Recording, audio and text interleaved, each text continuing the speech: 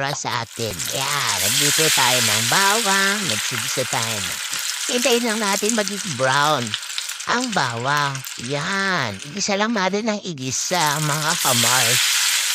Yan, Marse, yan, igisa lang natin. Sunod na natin ang sibuyas, mga Mars. Yan, ilalagay ko na.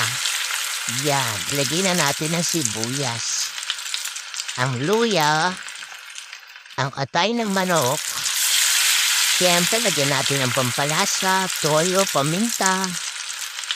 Yan, lagyan natin ng Knorr chicken. Para lang sumrap, madi, at saka paan ng manok. Yan yung magpapasarap sa ating goto or arscaldo, mga Mars. Lagyan natin ang malagkit para lalo sumarap. Yan, ibuhos natin sa kaldero. Ilagay natin ang onion leeks.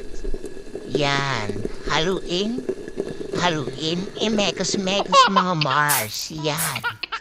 Para masarap, mainit na sabaw. Sa pag-init. Lehet. Wow.